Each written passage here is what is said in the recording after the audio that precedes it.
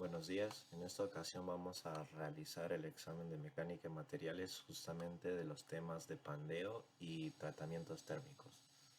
En esta ocasión tenemos un caso de diseño que dice en la figura 1 muestra la representación de un mecanismo biela-manibiela, aquí podemos ver la biela y la manibiela, el cual es utilizado para mover los cilindros de un motor de combustión interna, considerando que la fuerza de compresión máxima en la biela se alcanza cuando la manibiela se posiciona a un ángulo de 15 grados, justamente aquí está los 15 grados, respecto a la horizontal, y en esa posición la presión interna de los cilindros es presión máxima igual a 0.78 megapascales.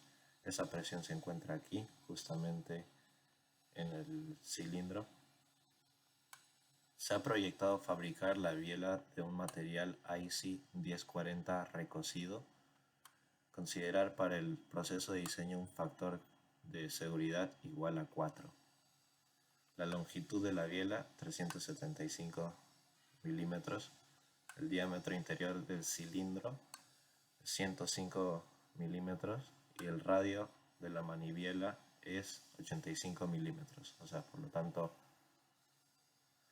eh, la longitud de la manibiela son 85 milímetros. Aquí podemos sacar los datos, la presión máxima, el factor de seguridad mínimo que pide el problema, la longitud de la biela, el diámetro del cilindro y el radio de la manibiela.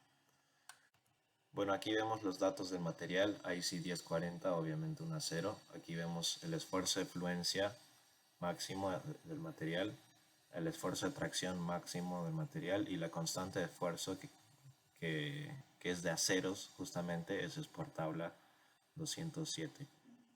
Bueno, en la primera pregunta nos pide indicar la magnitud de la fuerza en kilonewtons. Aquí justamente nos dan la presión en megapascales.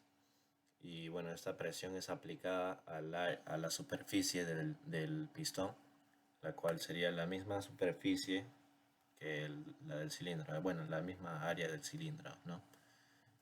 Lo cual aquí aplicamos la fórmula del área circular, nos sale en milímetros al cuadrado. Aquí en esta fórmula vemos que la presión es igual a fuerza entre área, por lo tanto el área lo pasamos a multiplicar a la presión. Y como aquí nos piden en kilonewtons, aquí vemos que está multiplicado la presión por 10 al cubo, justamente para pasarlo a kilonewtons. Y bueno, aquí los milímetros al cuadrado tenemos que pasarlo a metros al cuadrado. Justamente se divide entre 1.000.000 o por 10, o bueno, entre 10 a la sexta. Y aquí hallamos la fuerza, que es 6.754 kilonewton. Bueno, en la segunda pregunta nos pide indicar la magnitud de la constante de la columna.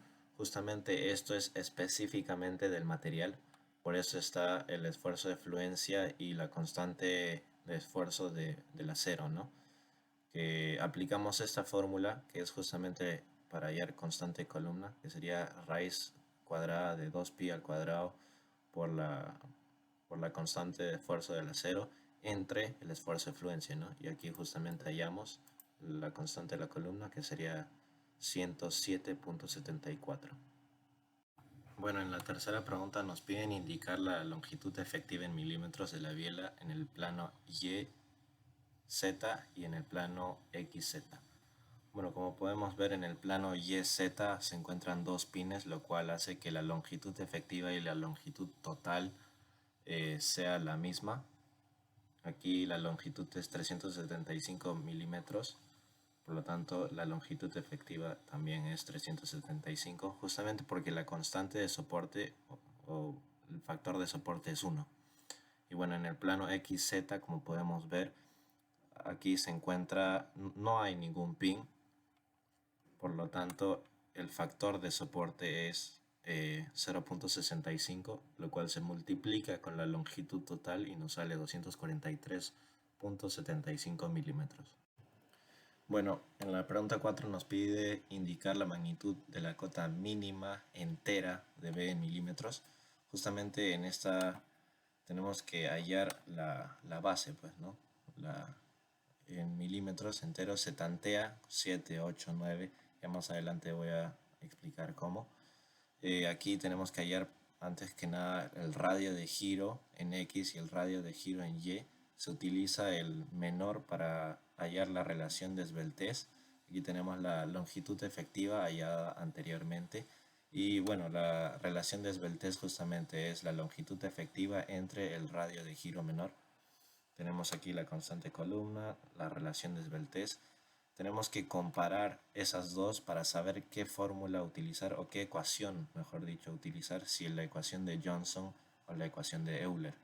Aquí justamente tenemos la constante de la columna y bueno, en nuestra relación de esbeltez nos sale menor que la constante de columna, entonces tenemos que hallar la carga crítica, ¿no? Con la ecuación de Johnson. Justamente aquí estamos hallando las constantes que nos piden, el área, el esfuerzo de fluencia, la longitud efectiva, el radio de giro y bueno, el esfuerzo del material, ¿no? Que sería, en este caso es un acero.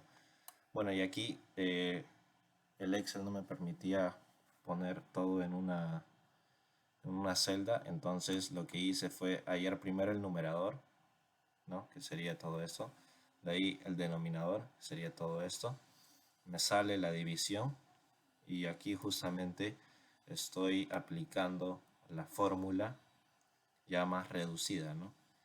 Y bueno, la carga crítica nos sale 35.404 kilonewton. Y bueno, como nos pide un factor de seguridad igual a 4, estamos dividiendo esa carga crítica entre 4, ¿no? Y tenemos que ver que justamente sea mayor a la fuerza aplicada, ¿no? ¿Y por qué estábamos tanteando? Mira, si ahorita estamos en 9 milímetros y le ponemos 8 milímetros, todo esto cambia, ¿no? Y ya no aguantaría la misma fuerza aplicada.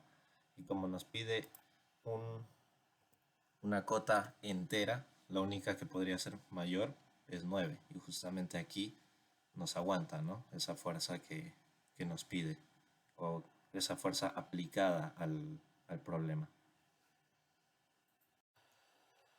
Bueno, en la pregunta 5 nos pide indicar la magnitud del radio de giro para el plano crítico de pandeo. Justamente en el problema anterior, bueno, en la resolución anterior hemos hallado el radio de giro en Y, que sería el menor 2.598 milímetros, y justamente esa sería la respuesta, porque es el plano crítico de pandeo.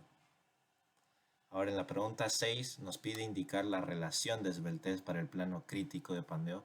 Justamente utilizamos la longitud efectiva hallada anteriormente y también el radio de giro, ¿no? Que hemos hallado en la pregunta 4, porque todo tiene relación. Y bueno, lo único que haríamos para hallar la relación de esbeltez sería la longitud efectiva entre el radio de giro. Y ahí estaría nuestra relación de esbeltez.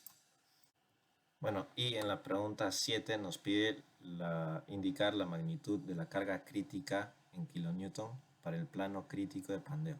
Justamente lo hemos hallado anteriormente con la ecuación de Johnson y como recordamos nos pide un factor de seguridad de 4 mínimo. Por lo tanto dividimos la carga crítica entre 4, como podemos ver ahí. Y bueno, tiene que aguantar o tiene que ser mayor, mejor dicho, que la fuerza aplicada en el problema. Y bueno, justamente nos sale 8.851 kilonewton.